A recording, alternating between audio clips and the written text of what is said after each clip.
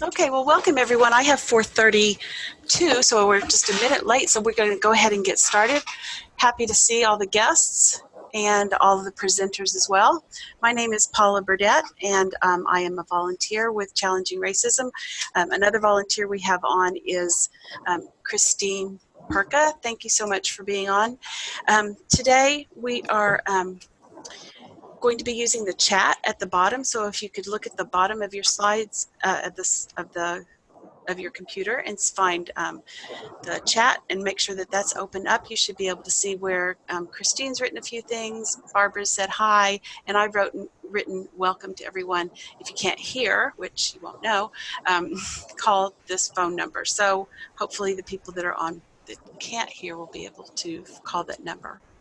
So also you can see all of the participants, hopefully, on the side. You can use the chat to chat privately with anyone, or you can chat with all of us. Preferably go ahead and make sure it says everyone and just chat with us if you have any questions. So Christine and I are both volunteers, but we're also alumni of Challenging Racism and parents of Arlington students. Go ahead and ask any questions about Zoom use in the private chat to me if you have any questions, if you're having some trouble. We're going to be recording this, so you can share it with your staff after the call today. And since I'm seeing and hearing no questions currently, I'm going to just dive right in. Okay. So today the agenda is going to be about what is challenging racism and why should we be talking about race in schools. And Marty Swaim will be the one who discusses that with us, and she is our executive director of Challenging Racism.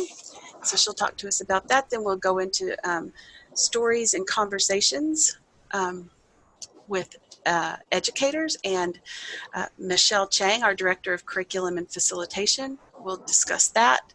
Then we'll turn it over to Jennifer Gowan, a high school teacher in Arlington, to talk about students and challenging racism and why it's important to talk about race in schools. And then we're going to turn it over to Judith Davis. She's a parent, a facilitator, and an alum, and she'll talk about what she's learned about challenging racism for parents and the community. Then we'll go to the next steps and turn it back to Marty, and then there'll be plenty of time for your questions and answers. Does anybody have any questions now before we really get into the meat of this? Okay. Well, take it away, Marty. Thank you very much. I'm a 20-year veteran social studies teacher and an experienced facilitator of conversations on race. And in that role, I'd like to welcome you very much for coming and listening, and then talking with us about what we have to offer. It's hard to put into a very short set of sentences exactly why this is important, but this is what I have to say. You hear every day in the news calls for conversations on race, and equally as often, there's misinformation about race. And maybe your school supports diversity and inclusion, and you have questions about what that means. What would racial equity look like, in your workplace, in your community? I really feel that undoing racism is the gravest challenge of our time. And these questions that might come up for you, and challenging racism conversations are a really fruitful place to start this work. Or if you've already started, to build on what you have already done. Our curriculum is designed to normalize conversations on race and racism, to help participants build their own plan for undoing racism, and to move to action in their families, their classrooms, and other workplaces, and in the community. In 11 sessions, Challenging Racism, Learning How, with Stories and Conversation, provides the content knowledge, racial literacy, self-knowledge, knowledge of the other, and relationships and skills for discussions and possible actions to challenge racism. So it does both. It gives you kind of background and lots of information about yourself and other people, but then it also gives you the tools to take action. And I want to take that description apart for just a minute. So there are 11 2.5-hour sessions, and that means time. That means time to learn and master this content on race and to reflect and think about it. It means time to hear the stories from the group, from storytellers and from literature.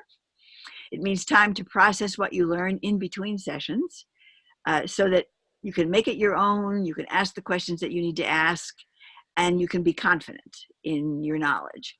And then time to develop relationships in the group and time to develop your own personal action plan for challenging racism in your life, your sphere of influence, your workplace. And if you're a teacher, in your classroom. And it also provides the opportunity to join a large and growing alumni group that provides not only a network of like-minded people, but lots of new information and a lot of real support. This work is not easy, and to have a community of people with whom you can speak is really important. What you get from challenging racism, in addition to what I've just talked about, is a small group, 16 participants, and this is facilitated by 2 trained people.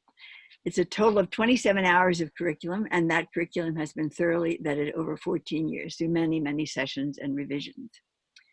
And we offer this curriculum in 4 forms. The core curriculum, Challenging Racism, Learning How Through Stories and Conversations, which was developed through primarily conversations with parents, but really it's accessible and usable for any adult, college age or older.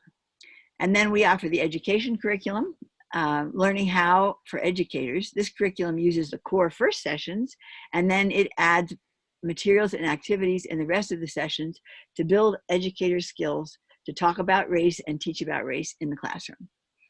The third one is a secondary curriculum that you're going to hear about from Jennifer Goen. She and another teacher have written an adaptation of the core that can be used with secondary students. And it can be a 1-hour, 1/4 course, or there are freestanding units that can be used. So it's very accessible. And then we provide an introduction to our work, which we call Getting Started, which is a 2-hour session, one of which is on redlining, or it can be on racial microaggressions. And this is a good way to get people who haven't spent time talking about race started on thinking about this. The webinar includes presenters, as Paula said, who know the core, the educator, and the secondary curriculum. Michelle Chang, our Director of Curriculum, will talk first. Go ahead, Michelle. Thank you, Marty. Greetings, everyone. My name is Michelle Chang, and as Marty introduced me, I am the Director of Facilitation and Curriculum for Challenging Racism. I came into these conversations when my children were in elementary school. And so I came in as a parent, and since that time have become a facilitator for the organization. And this is my second year actually working with our educator curriculum in Nebraska. We have 2 groups running there this year, a group of 16 and a group of 13. And I'm facilitating the smaller group, the group of 13. We started this past weekend. It was very exciting to work with educators because they come to the conversations with a certain amount of commitment, wanting to bring what they're learning into their classrooms themselves. So what I'd like to do is to take you through the program design of our curriculum for educators, which, yes, there you go. As Marty said already, we have a core design that we use in all of our programs: the knowledge of self, the knowledge of others, and the other. So knowledge of self is, who is this person that is walking through the world? Who am I? You know, how do I interact with the other human beings that I meet? Knowledge of others and the other would be, how do I walk amongst the people around me, and how do I walk around some of the people that are around me? Racial literacy, which is the knowledge, the foundation base upon which I speak and upon which I move. This is the historical and sociological information and knowledge and awareness about racism and its impact and continuing impact on our society, as well as on ourselves and how we move through the world. So we do all this through building relationship. We teach skills and provide the opportunities to practice those skills, particularly in listening to stories and in telling stories. I was just speaking to someone today about the importance of being able to see our conversations in story form, because that's a gift. Telling a story is a gift, and when you both listen and when you both tell a story, you're both giving and receiving a gift.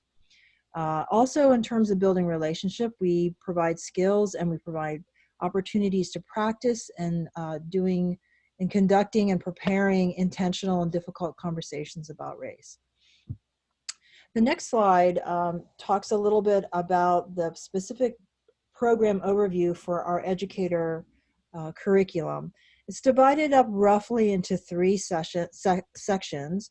Sessions 1 through 5, which is laying the groundwork for understanding racism and race, stories and listening. And this segment of the program really is foundational to what we do and is pretty much the common piece of the programs, regardless of whether you're getting a short program, whether you're getting our core 11 for parents in the community, whether you're doing it through a faith-based conversation, or whether you're doing it as educators. The second segment, sessions 6 through 10, engaging in conversations about race. This is where we change a little bit some of the scenarios and some of the readings to fit the audience that we're working with. So for parents in the community, the readings might be slightly different, the conversation scenarios might be slightly different, whereas the ones that we do for educators do have in mind classroom use and their application in either the collegial administrative setting or in the classroom working with students. The last segment is session 11 and beyond. And session 11 is our graduation day. It's Marty always reminds me, this is a celebration. This is the day that we come together and we celebrate the work that we've been doing for the last 10 sessions. And I added that it really is, this third segment, it goes beyond our meeting that day into what we call outreach, when all of the people who now we consider alumni form a network to support one another and to go out and to do the work with a capital W about bringing an anti-racist perspective and practice into wherever they are, into their sphere of influence. And that's why we call it the sphere of influence, which is the terminology that Beverly Daniel Tatum uses, and she's the anchor book that we use for a lot of the work that we do. So that's the program overview in a nutshell. The last slide, I think there was one last slide, yes. So this is the program design. Marty has said some of this a little bit, but I'll just go over it very quickly. So our core, whether it's educators or faith-based or community and parents, we look for an 11-session program. They're 2.5 to 3 hours long. They're alternate weeks. We call that in-between week the study week. You know, it's the reading week. It's the week where you have time to process everything that you learned in the session where we met together. When I first did this conversation, it was with Marty. She was my facilitator. I always felt like she laid out a sumptuous meal, and I needed a week in which I could digest it all. There was so much to read and think about. The methods that we use, it's a mix of discussion, partner and small group work, self-reflection, and journaling. Every year it seems that we add a little bit more of journaling, asking people to really begin to learn how to condense and distill some of the very nuanced and difficult concepts that we discuss into words so that they can begin to articulate and practice how are they going to build what they've learned into the stories that they're going to share with others. The resources that we use are, again, a mix of videos and film, articles, essays, poetry, and excerpts from books. We have two ways of trying to help people connect mind to, and head to heart. And the two ways in which we do it are the voices of people of color, of people who have been doing this work, who've been walking this journey before us. And so we read in their own voices their stories. And then we have, when we can, guest storytellers come in to tell us the stories of their own lived experiences. This program is intensely experiential. The attendance is key to successfully completing the program. This is not kind of a drop-in when you can catch up on the reading type of program. This is a program which is developed amongst and among the participants. It is truly a cohort program. We are actually pursuing getting continuing education credit. It's pending from Purdue University. We're hoping one day soon to be able to announce that to all of our educator participants. And as I said before, we're in our second year of the program in Omaha and Lincoln in Nebraska. And what's really exciting about particularly this program, Learning How for Educators, that we have developed a partnership model so that you can build capacity within your organization. And the way that works is the first year, everyone is a participant and they go through with two trained facilitators. They walk through the 11 sessions in whatever format that we've designed for them. And then they have the option to send some of these alumni to an intensified training class about a week long here in Arlington that we conduct.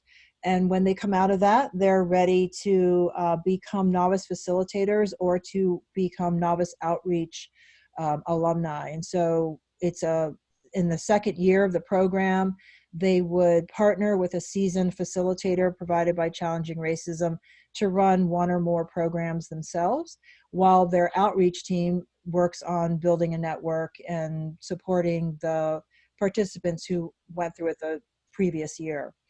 By the third year, you're on your own. We will continue to support you in whatever way that we can that makes sense for both partners. And but meanwhile, you're running conversations on your own with trained facilitators. You're sending us new alumni to be trained to be facilitators. And it's like that old shampoo commercial, I tell two friends, they tell two friends, they tell, and just keeps growing until we have a network of people who are trained, comfortable facilitating and spreading the word. Remembering always that our overarching goal for Challenging Racism is to normalize conversations about race wherever and whenever it is effective to do so. So thank you. And I think Jennifer is going to talk next about our conversations with students. Yes, thank you. So I just want to share a little bit about how I came to this work. I'm a secondary English teacher and I'm in my 15th year.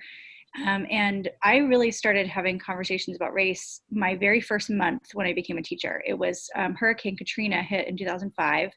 And my students were mostly African-American students. I was in Florida and I was thinking about ways to engage them. I really wanted them talking. And so we started, talking about what impacted their lives. And so we started talking about the way that African-Americans were disproportionately impacted by the disaster and what happened afterwards and who was being helped and why. And we got into these really great conversations and they had so much to say. They could relate. We were in Florida and we had been impacted by hurricanes too.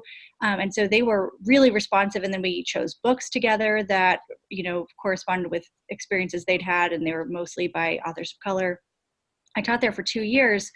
And then I moved to Arlington and my husband got a job and I started teaching mostly white students, and I kind of dropped all of that.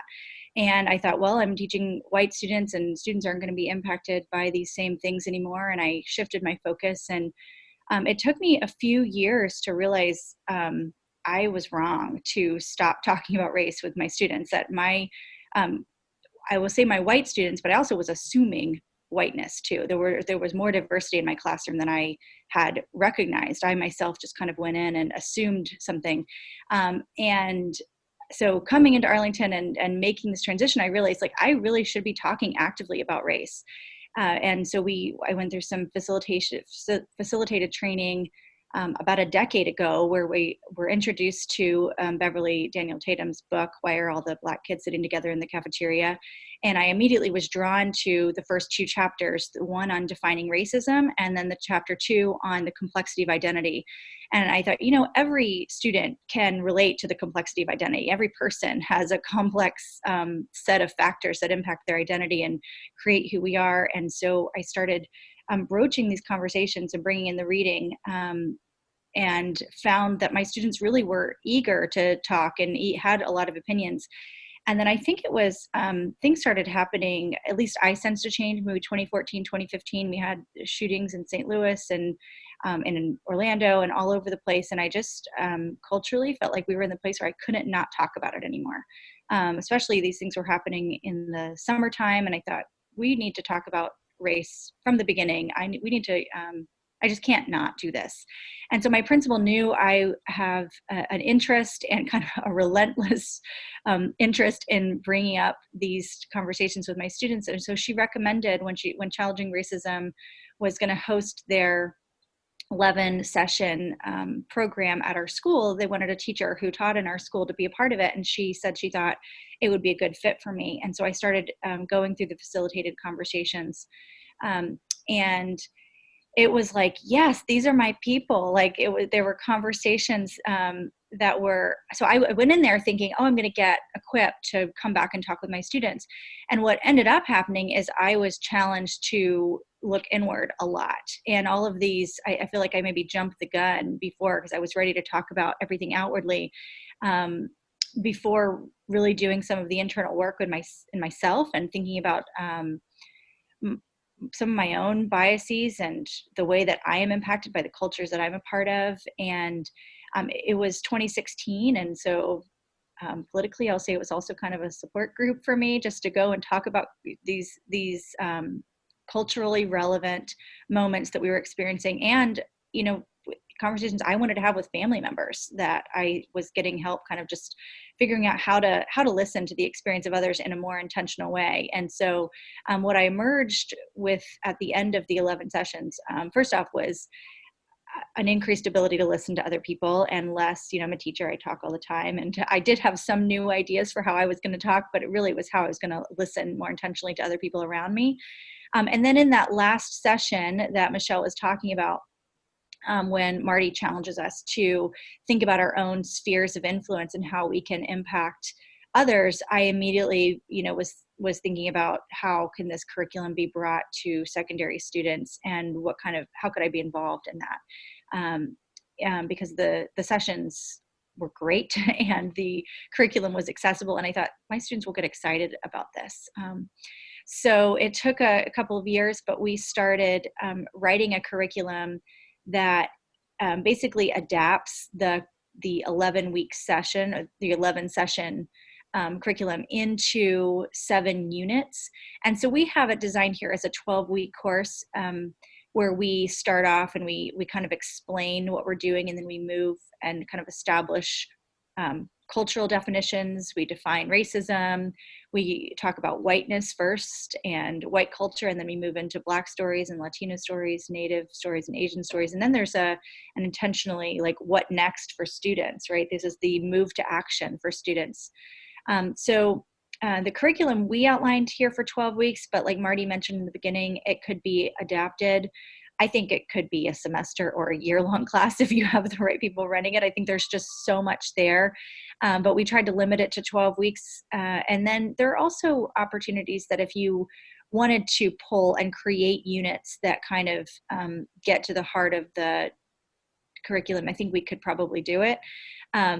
But the whole idea is to get students thinking about themselves and their identity, to get them writing and journaling and processing what they're seeing in the news and what's happening all around us, thinking about culture, and then listening to the stories of other people. So the project, it's in the bottom row, is this culminating project task. We've called this the Cultural Mosaic Project. And it's really just a project that is designed to get students reading about experiences that are other than their own and talking to people who have different life experiences, that there are many ways to be an American. There are many American experiences that people have. So we have an interview built in, we have a field trip built in that they're going to go somewhere, and then we have a book built in, and then there are checkpoints along the way. So we really hope that this curriculum in the 12 weeks kind of get students to think empathetically about the experiences of others. In my teaching, I have come to see, and I think this is why I started off doing okay in Florida. I'm using Gloria Ladson-Billings' 3 pillars for culturally relevant teaching, which are academic success, cultural competence, and socio-political consciousness. And I think this curriculum gets to all 3 because it is academic. We are still developing, especially for English and social studies teachers. I think it still meets the requirement of most curriculums, and we have paired it with some standards. national standards if teachers are looking that way. But it also gets students culturally competent, thinking about the stories of those people who are around them and plugging into what's happening in the world and kind of raising their sociopolitical consciousness, and thinking about all the people who are represented when we talk about being Americans. So that's our curriculum. And I think next to talk is Judith Davis from the parent perspective. Yeah, good afternoon, everybody. And I apologize that I'm not able to be visible on video. But I'm very excited to share my personal experience. I also have a multicultural, tri-cultural upbringing. I have the privilege of having been raised in Europe, and I was born in Africa, and then I came to the United States and had a very an outsider looking into the American way of understanding diversity and inclusion, or lack thereof. And then later on, as I became a mother, I had to look at it from a very protective point of view. And I was very involved in the school system from early on, from when my kids were in pre-K. And the passion was always there for culture, for diversity, for inclusion. And coincidentally, that's also what I do for a living. When you get to do what you love to do for a living, that's a gift. And I had to learn to package my passion, my subject matter expertise, my cultural and racial upbringing, and package it into how do I become an asset for challenging racism. But before I could do that, I had to be introduced to it. And it happened, naturally it happened during a soccer game, my daughter's soccer game. I was having a conversation with a parent about some observations we made at school with some teachers who lacked cultural competency and teachers who knowingly or unknowingly exercised a cultural bias, and how it impacted our children. This parent, who was or is still a member of Challenging Racism, told me, "Oh my goodness, I really want to introduce you to this, and you would be great, and you would really be an asset, but also greatly benefit yourself because you are so passionate about it, and it would be great for you to look at it from the perspective of learning to have the conversation." Said and done. She emailed me the link while we were sitting there. I completed the page while I was sitting there, and less than 48 hours later, I had a telephone call asking me if I was interested to become part of the conversation, the 11-week session. And I didn't exactly know what it was. The agenda and the students had already been notified. I was pretty much the last one. I was offered the last spot. I knew I was excited. I knew I was interested, and I knew that I really wanted to know what it was all about. I participated and loved it, and had the privilege to look at it from an American perspective. I already brought my global understanding of what diversity and inclusion is or is not, and my passion, but for me to sit there and witness a conversation from a parent's perspective, from a school level perspective, but also to see that just because I was advanced in the understanding of all these issues and their solutions, that didn't mean that America was there yet, that parents in the Arlington County school system were there yet, or teachers for that matter. That valuable lesson prompted me to want to do more, to be more involved, and to actively participate and become an asset.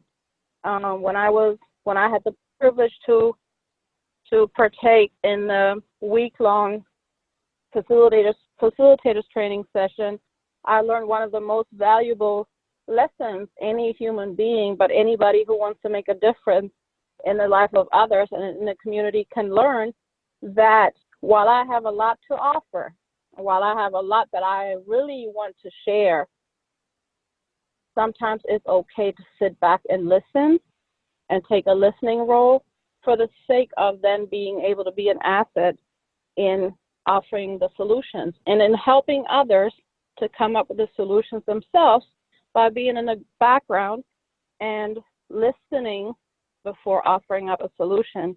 And this was a very valuable lesson that I have taken with me, not just on my journey with challenging racism, but also in my journey as a parent, as a boss, as a professional, and it works. And it is just so exciting to see that we have a lot of work to do. And one by one, whether it's on the soccer field, whether it's at the volunteering sessions at school, one parent at a time, we can make a difference. And because I'm a parent, because I have a stake in parents learning to understand and how they can help their children process all that's going on politically. And nowadays, whether we like it or not, even at the elementary and middle school level, our children are subjected to what's going on globally, nationally, and politically. And if we're able to equip parents in learning and having the tools to even start the conversation, to make them, help them be comfortable to have the conversation, that's progress that will help all of us in the long run. So my passion and experience and exposure, coupled with my learning how to help others have the conversation and how to facilitate by being a listener first and then a solution provider, I am looking forward to see where this journey is going to take us. Thank you so much, Judith. That was excellent. And I would like to turn it over to Marty for next steps.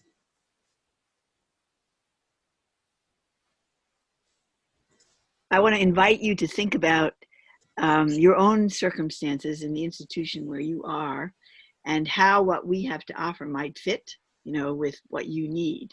And this slide is a pretty good summary of choices. So depending on where you are with faculty or other groups of employees,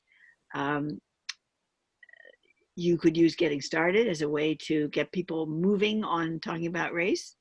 I feel very strongly that the kind of experience that Jennifer and Michelle talked about in terms of teacher experiences with education is really, really very valuable. I assisted in the facilitation last year in Nebraska, and there were certainly teachers in that group that felt as if the conversations that we did opened huge doors to them in their classroom work and gave them the confidence and the language and the experience to be able to have conversations with students with whom they had never been able to connect before, and to work on developing processes in the classroom that would help students to connect with each other who came from very disparate backgrounds. And that's a powerful tool. I wish that these were tools I'd had, when I was teaching middle school, because they just have the potential to enrich and empower both teachers and students in classrooms. And then we offer, of course, parent conversations. And the great advantage of those is that over time, they provide you a parent community that is very supportive of racial equity, of conversations about race, about equity in general. The principles that you develop about racial equity also apply to other equity issues for people who are disadvantaged in other ways in your school or as colleagues. And as I think Michelle talked about, we also have the possibility of helping you build long-term internal capacity. And if that's something that you're interested in, we're glad to talk about it. Because our goal is not to keep doing this ourselves. Our goal is that you learn how to do this, then we move on to other people. Because there's a lot of people who are potential participants in conversations on race, and we would like to keep that ball rolling and the expansion possible. So building your internal capacity is another thing that we're really interested in. And I think I'm turning this back now to Paula, right? Right. Thank you. That was well said. I think it was pretty clear, but that's just my humble opinion. So now is the time for the question and answer for our participants. So there are 3 ways. You can just unmute, or I can just unmute everybody here, and then we can just have a conversation. You can ask the whole panel a question or just one member a question. You can type your questions into the chat. You may have seen that I've been asking you to do that earlier. If we run out of time here and you need to go, we will be summarizing the questions and sending them out with the recording of this. So trying to open it up now just for questions. Does anybody have anything that they have a question about? Do you know how it's going to work and how it might work in your school? Do you have ideas for what you might like to see? Any questions for any of the panel?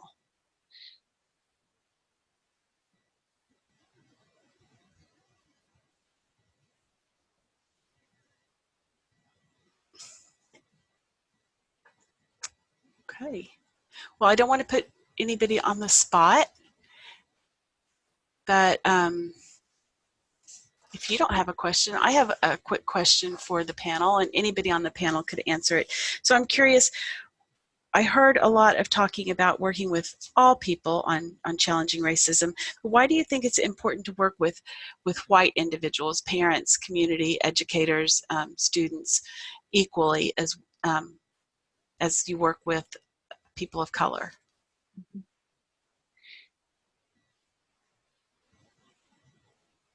Why don't you go ahead, Michelle? That's something that we talked about when we practiced, and it was a good discussion. Okay. Just 1 minute. I'm sorry, I didn't see, and Christine kindly noticed, because I didn't see it through all the slides, through all the chat, that a school has asked what a getting started looks like. So could Marty or Michelle, would you go through that question? Sure. Go ahead, Michelle. So getting started is, in Nebraska, they call it a taste because it's kind of like an appetizer for our larger programs, for our core programs. And really, it's a short program. Usually, we hope for at least 2 hours or an hour and a half. We've done shorter ones, but it usually is a way to introduce the foundational concepts of structural racism. Talk a little bit about definitional terms so that you have some language. You know, it's a new language for a lot of people. If you're normalizing conversations about race, then you have to have a language.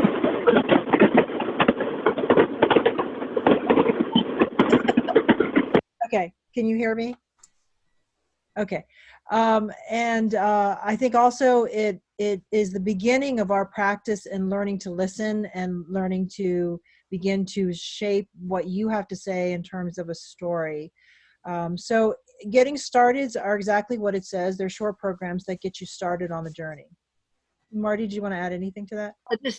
There's a choice of subject matters. The most common one that people choose is it's a program that illustrates structural racism by providing information on FHA practices in redlining and the denial of loans and other kinds of benefits to returning veterans after the Second World War, and the role that played in creating white suburbs and in kind of solidifying segregation over the last 50 years. And most people find it information that they're not familiar with, and so they find it. And of course, what we do is just what Michelle described for our basic curriculum. There's some content, and then there's a lot of opportunity to talk. And so the small group activities are scattered all along through that 2 hours. And there's some materials you take home with you. Then the other choice that we have done is on racial microaggressions. How that works out for people of color, what the research is about how damaging it is, how you can become self-aware. And we practice, self-awareness, looking at the different kinds of microaggressions that are common, sitting and talking with another person, about probably you've done some of these and you didn't even know, and what would it mean to do it differently? So that's the content area. And we can really talk with anybody who is interested in this to connect to a specific area of interest they have, but this is the basic what we do. Thanks for the question. Yeah, that was a great question from the schools. Does another school have a question, or a staff from the schools?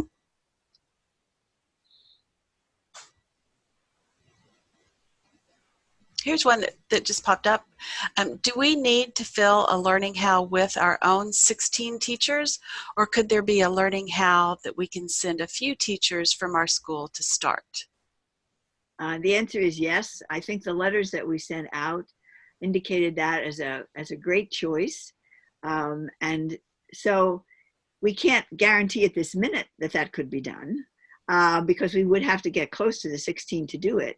But part of the purpose of doing this webinar and of getting in touch with people, following up with phone calls and calling the folks to whom we mailed is to see whether we could, in fact, put together a group in which if we had 4 schools who sent, 4 people, or 8 schools who sent 2, that would be it. We'd be ready to roll. Does that help? They said yes. They also, the second part of their question, I'm not sure, you may have answered it and I missed it. How can we, is there something that we can send just a few teachers to? Did you say that? Yes, you can send, a group of 16, for example, in the school system.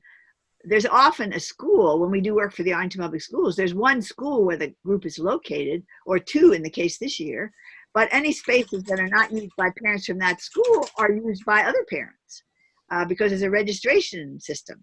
So that same principle would apply for a group for educators. Any school could send 1 or more people. We just have to work on this so that we end up with those folks registering and letting us know they're interested in roughly the same time. I think in the mailing that was sent out, I'm not sure that any particular time was mentioned because what we were hoping is to find out from people who register for the webinar, who get in touch with us in other ways, what would work for them. So for us, last year, for example, we started a group, not for educators, it was a different group, in January, and it ran through May. So that's an option.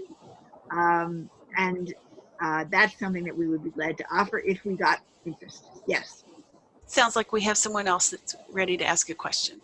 If I could just, Paula, I just want to point out that in Nebraska, the model that we're using is a group of educators from all over the state.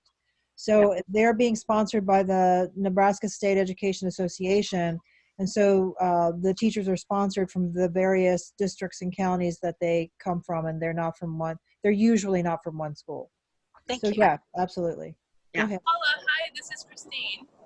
I thought I might just add here too that there is an open enrollment happening now for public conversations starting later this month, that I suppose also if there was really teachers who were quite eager to join, they could join that course as well. Yeah. Meantime, so I just wanted to put that out there. And actually, the public conversation is the kind of conversation that Jennifer Goen participated in when she joined the conversation. And that actually is up on the registration site right now. I mean, that's available for registration now. Can I say that I really liked being a part of that because I was able to talk with parents and community members and a school board member in my session and have these conversations. So it wasn't, I talk to teachers all day long. And so it was really kind of nice to be in a group where, and now actually I'm teaching a lot of the kids, taken a couple of years, but I'm teaching the kids of the parents that I met a few years ago. And so it's helped me to feel more in touch with my school community and with parents to have a different conversation than just how's your kid doing in my class. And it's been, I think, meaningfully enriching the relationships that I have here as a whole community. And I got to know, hear stories from a school board member, and I never, I'm not usually in that kind of setting. And then there were just other parents and community members. So I think whether or not you have a group of teachers just specifically thinking about this from the educator role, or just as an individual engaged, both ways can be meaningful for the teacher. Thank you so much. And you know what? Jennifer taught my son. And I was in the same class with Jennifer. So that's exactly what she's talking about. I don't see any more questions from from our participants. So I want to be respectful of your time. If there's one thing you'd like to say as we close up, please jump in and then we'll close up. But here's the PowerPoint slide with the contact information for Marty and Michelle, who both work for Challenging Racism, and the information about Jennifer, our public school teacher, and Judith Davis, our facilitator and parent. Any last words? Thank you very much for joining us. Thank you very much. All right then. Nobody hearing no more school talk, then I will say goodbye and close up. Thank you very much for joining us, and we will be in touch, and we hope you'll be in touch as well. Bye. Thanks, everyone. Bye. Bye-bye.